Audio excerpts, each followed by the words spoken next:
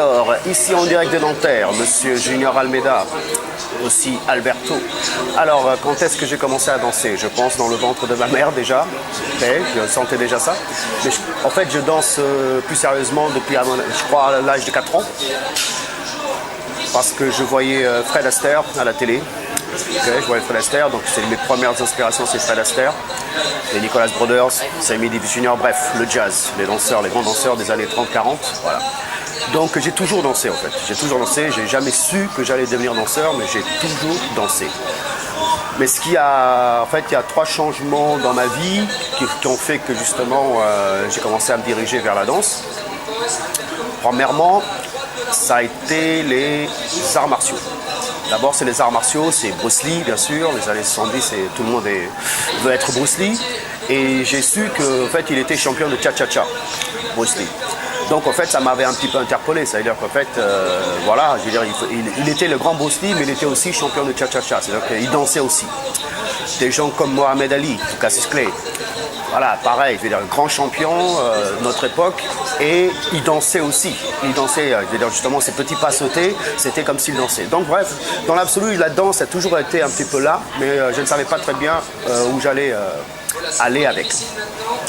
Alors, une première chose, c'est donc, on va dire, la rencontre donc, de Marcel Marceau. C'est une rencontre, c'est une coïncidence. Donc je pense que j'ai commencé à l'art du mouvement par le mime, en fait. C'est-à-dire sans vraiment savoir, encore une fois, où est-ce que ça allait m'amener. Ensuite, bien sûr, encore une fois, je veux dire, il y a des gens comme James Brown qu'on voit. Ça danse toujours, en fait. Je veux dire, ça danse toujours autour. On voit bien sûr dans la rue des choses qui émergent. On commence à avoir des choses qui émergent. Des gens qui font donc le robot, des mimes, des clowns. Il y a plein de choses comme ça. Bref, un voyage à New York a tout changé. Je pars en 1981 à New York. Grâce à monsieur Marcel Marceau qui m'a conseillé au fait, de partir là-bas et m'a aidé à partir là-bas. Donc, arrivé à New York, bon, je suis parti pour faire une formation de jazz, ça veut dire d'apprendre la danse, les danses jazz modernes et tout ça, classique et tout ça. Mais je rencontre donc la culture hip-hop en pleine gueule. À New York, je vois des gens qui dansent dans la rue, ça m'a bouleversé, ça m'a sidéré, donc ça m'a, voilà, j'étais choqué en fait par ce que je voyais. Et donc voilà, donc ça veut dire qu'en fait, tout d'un coup, j'ai voulu faire ça.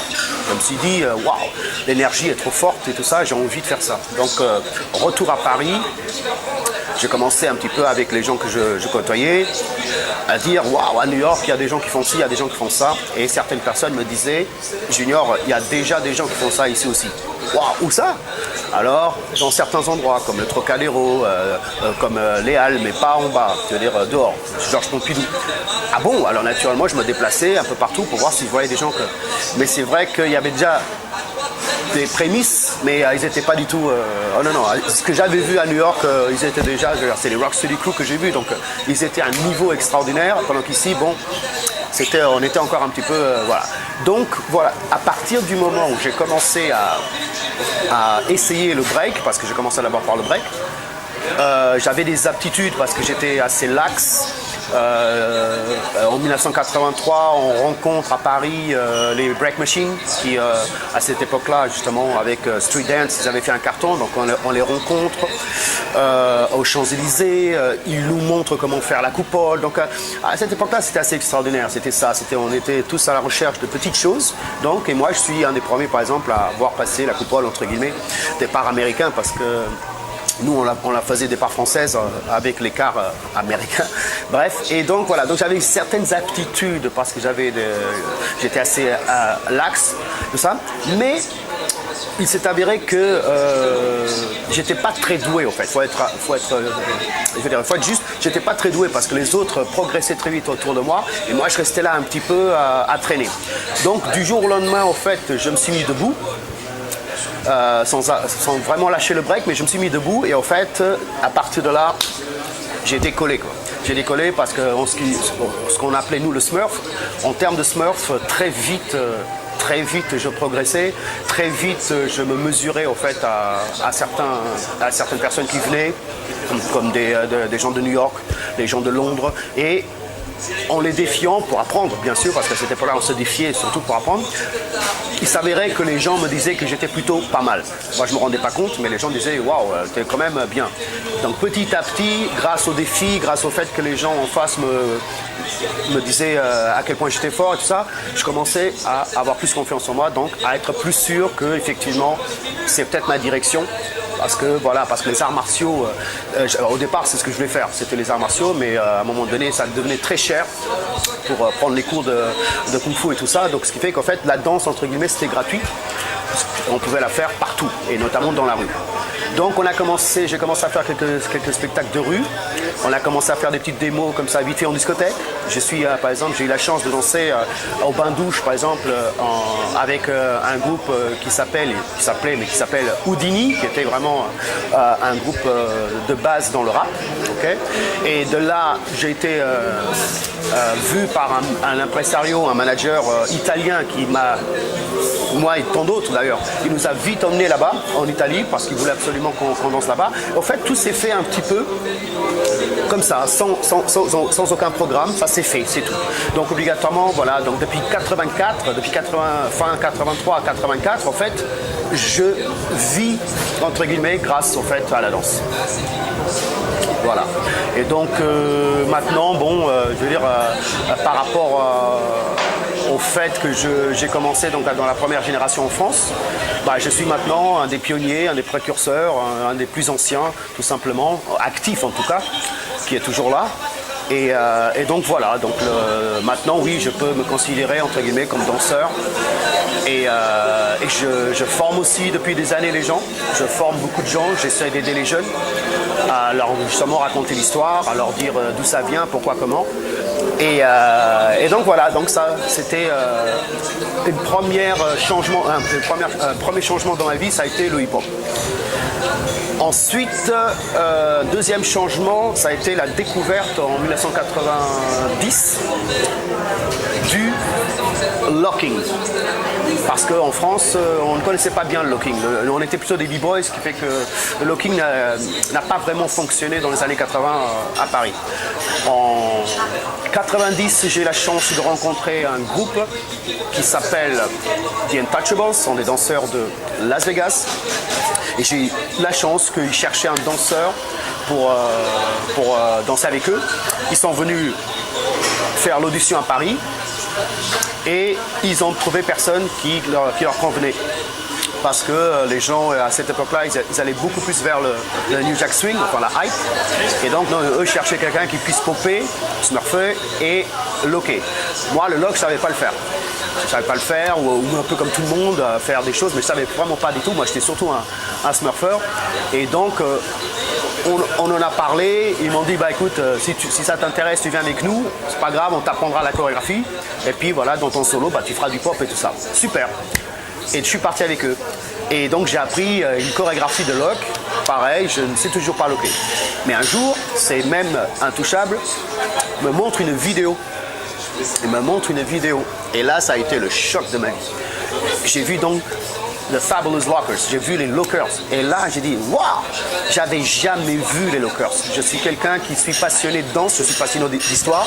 Je connais pratiquement, je veux dire, des gens de 1920, et je connaissais pas du tout, mais du tout, les Lockers. Donc à partir de là, quand j'ai vu les Lockers, j'ai dit, ah non, c'est pas possible. Je me suis dit, il faut que la France connaisse cette danse, il faut que Paris connaisse cette danse-là. Donc c'est pour ça qu'effectivement, donc du jour, entre guillemets, au lendemain, je me suis mis à fond dans le lock pour le promouvoir. Ça veut dire qu'en France, il n'y avait personne qui loquait, à Paris encore moins, il n'y avait personne. Et donc obligatoirement, j'ai commencé à promouvoir le lock en donnant des cours, parce que c'était à ce moment-là le seul moyen pour le faire voir, en donnant des cours. Je cherchais moi-même encore les informations parce que j'avais pas tout, donc voilà. Mais j'ai commencé à ouvrir un cours et c'était pas facile parce que naturellement, il y avait personne parce que le locking, personne ne savait ce que c'était. J'ai rencontré à un moment donné donc un deuxième qui était très intéressé par le locking, c'est Fabrice Gemini, par le biais donc de Tony Mascotte, qui m'a dit voilà, il y a quelqu'un qui s'intéresse au locking et tout ça. J'ai dit ah bon, ça intéressant. Donc à partir de là, j'ai vu qu'effectivement ils s'intéressaient autant que moi à cette danse-là. Donc on a commencé à s'entraîner ensemble, on a commencé à faire des recherches à gauche, à droite, les musiques, sur quelle musique on danse, le locking, je veux dire les lockers c'est qui, les noms, bref, on a fait une grande recherche. Et donc à partir de là, j'ai décidé à un moment donné de monter un groupe en France, à Paris, un peu comme les Intouchables en fait. Je veux dire, je vais exactement faire un peu comme les Intouchables, ça veut dire qu'eux, ils étaient 3 ou parfois 4, ils faisaient des petits shows de 10, 12 minutes, c'était extraordinaire. Et donc je me suis dit, bah tiens, je vais faire la même chose à Paris. Donc en 1996, je rencontre certaines personnes, dont Nasty, Carl, Foued, Funky Foued, et tant d'autres. Mais quand je dis je les rencontre, ça veut dire qu'on commence à se côtoyer. Et en fait, je décide de monter à ces garçons-là. Donc voilà, en même temps, je les forme au lock. Et en même temps, justement, on crée une situation un peu plus old school. Ça veut dire pop, lock et break, mais surtout lock. C'est pour ça que j'ai appelé le groupe Boogie Lockers. Ok, j'ai appelé le groupe Boogie Lockers pour que justement déjà le mot Lockers rentre en France, parce que sinon voilà. Et la façon qu'on était habillés, on était habillés un peu comme les Lockers, ce qui fait que ça posait je veux dire, une curiosité. Les gens disaient mais comment ça se fait que vous êtes habillés comme des clowns, je sais pas quoi. Donc il fallait leur expliquer. Donc petit à petit, voilà. Et le jour où on a fait un show. En 97, on a fait un show à La Cigale. Les gens, ils ont découvert le show. Boum, ça a fait exactement ce que je voulais. Ça veut dire que l'énergie de la musique sur laquelle on danse, l'énergie du lock a fait mouche. Parce que naturellement, tout le monde après voulait commencer d'une manière ou d'une autre à faire du lock. Et donc c'est pour ça qu'effectivement, je dis dans les Boogie Lockers maintenant, voilà, 1997, on est en 2013. Là, par exemple, aujourd'hui, on va faire encore une fois une petite démo parce que justement, on est en 2013 et que le lock, malgré tout, commence à descendre un peu. Et donc, moi, je suis là. Tant que je serai là, le lock ne tombera pas. Donc, obligatoirement, voilà, je relance à chaque fois le truc. Et petit message d'ailleurs personnel pour tous ceux qui font du lock en France et à Paris. Justement, vous devez porter un peu plus cette danse. D'accord, parce que c'est, je veux dire, sans méchanceté, mais manger avec c'est bien, mais à un moment donné il faut rendre. Donc il faut rendre, je veux dire, parce que c'est pas évident, parce que sinon un jour ou l'autre la danse elle va mourir et après, voilà, vous avez plus qu'à changer après de style. Non. Quand on aime vraiment quelque chose, on se bat, on tient le coup. Donc voilà, ça c'était petite parenthèse. Donc voilà, donc je vais continuer tout simplement à faire mon boulot, à enseigner, à faire des chorégraphies, à faire en sorte pour que justement les Boogie Lockers existent, mais non pas pour du business, non simplement pour être entre guillemets des phares. Ça veut dire pour que les plus jeunes se disent ah ouais d'accord, s'ils sont là les Boogie Lockers, c'est que ça vaut le coup. Donc voilà, j'espère qu'on va continuer à donner envie. Donc j'espère que je n'ai pas été trop long. Peace, à bientôt. Pour continuer la danse, lâchez rien. Ciao.